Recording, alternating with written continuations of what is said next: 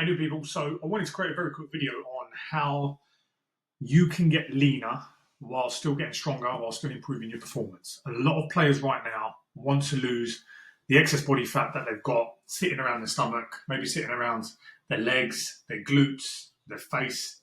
They want to look a little bit more leaner in the mirror. They want to feel a little bit more confident. And of course, as a result of getting leaner, you are going to be able to move better on a football pitch. Now, this is a system that you can see in front of you that we use inside our Fit for 90 program. We actually use it when players come on board with us. This is one of the first things that we go through to set weight targets, to set the expectations of what's required so that you actually start losing body fat at a steady rate and you have a real clear structure to what you're doing. Rather than guessing, which a lot of you might be doing at the moment, we put a very clear structure in place, and I wanted to share it with you. So we're going to get straight into it. As I say, this won't be a long video, but we're just going to walk you through it, and you can try and implement this for yourself, depending on where you're at right now. So first things first is we're going to look at what your current body weight is. So depending on how heavy you are, obviously this will be different for each player probably watching this.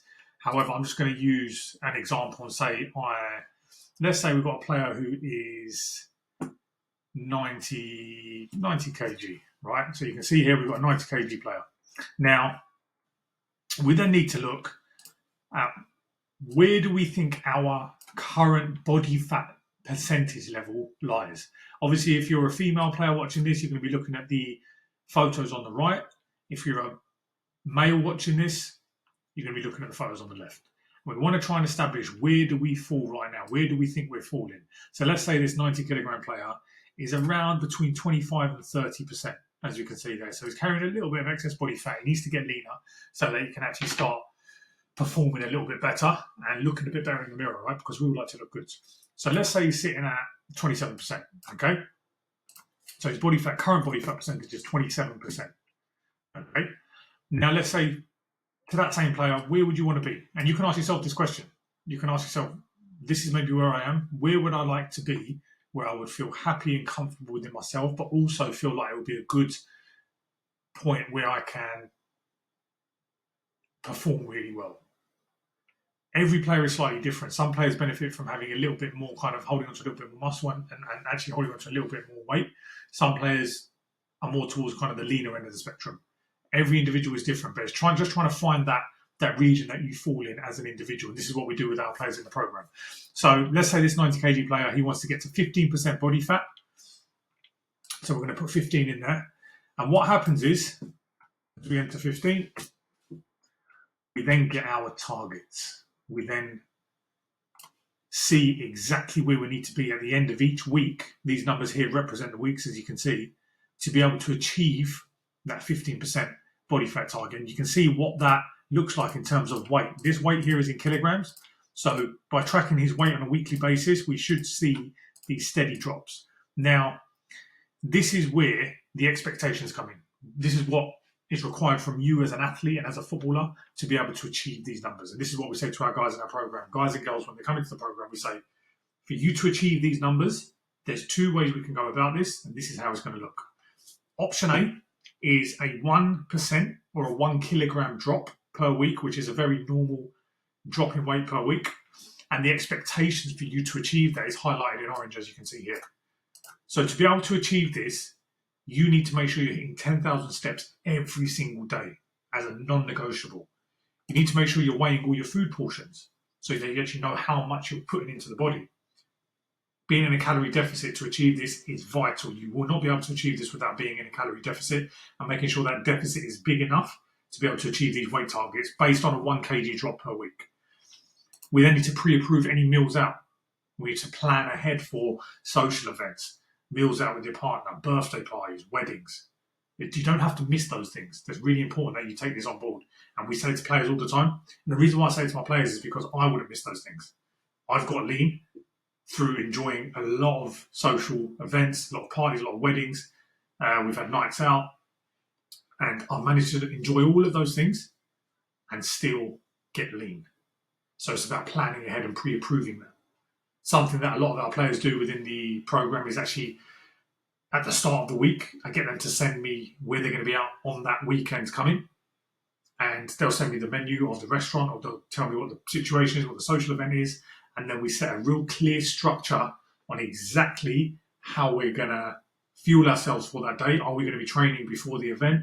How are we going to buffer some calories throughout the week so that when the weekend comes, when the event comes, when the meal comes, you put yourself in a really good position because you've banked those calories, you've done the work that needs to be done, and you can actually go and enjoy that event without feeling guilty. And it's a very, very simple way to make sure that you can enjoy your social life while still achieving your performance goals and your body composition goals. And we always ask players to follow the meal plan that we provide to them for at least the first month. I know this is 2 to 4 there, really is about 4 to 6 weeks, quite honestly, just because it takes time to build those habits. And the food portions that they're weighing are actually from the meal plan that we provide based on your preferences. So you won't actually feel like you're on a meal plan because it's based around the foods that you as an individual really enjoy eating, which is a really important part of the process, because if you feel like you're on a diet, you're going to feel restricted. And if you feel restricted, it's not going to be sustainable.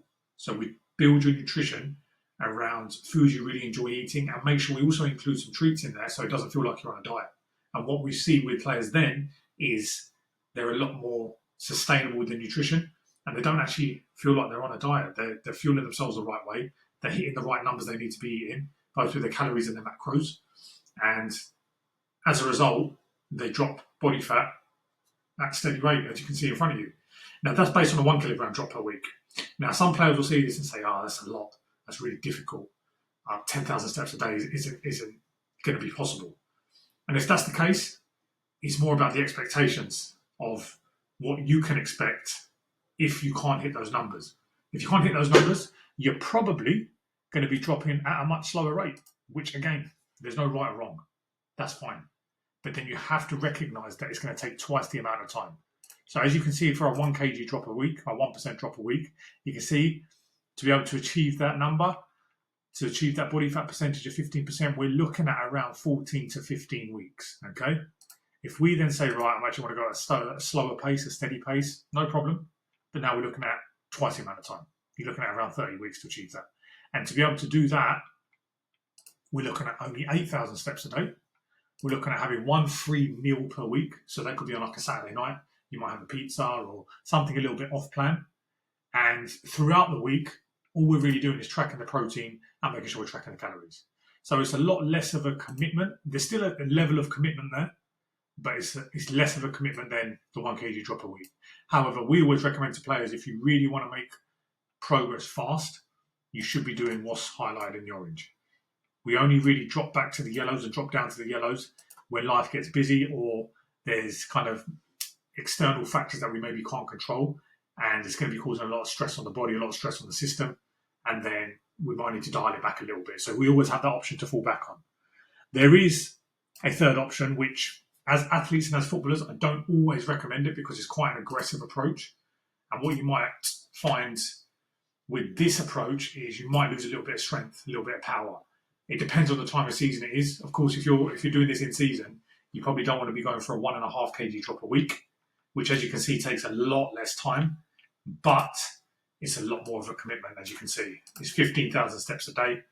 It's absolutely no meals out. It's being really strict to the plan and making sure you follow the meal plan throughout. So it's like if you're one of those guys or girls who can really just lock in and you can just block out all outside noise, that might be an option for you, but I don't recommend that.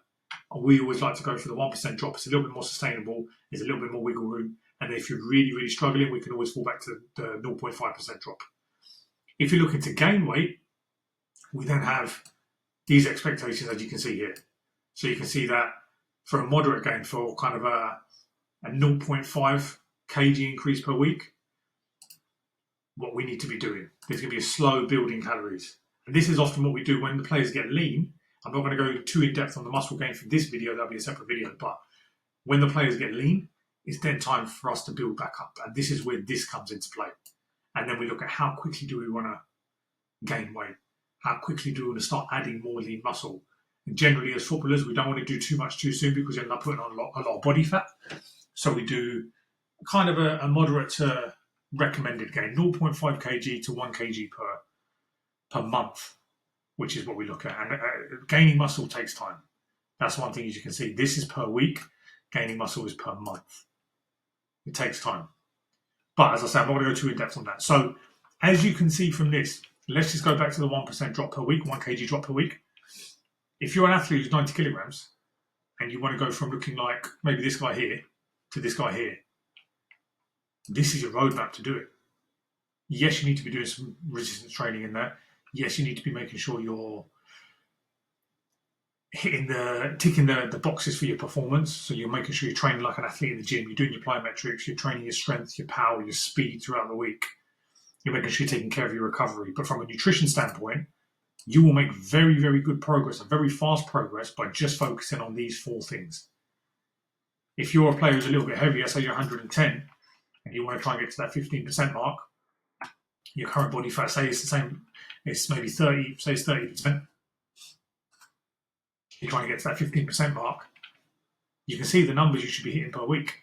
This gives you a real clear guideline and a target at the end of each week. Now, the important thing to remember before I finish this up is that you don't beat yourself up if you don't meet this target at the end of the week, because fat loss is never linear.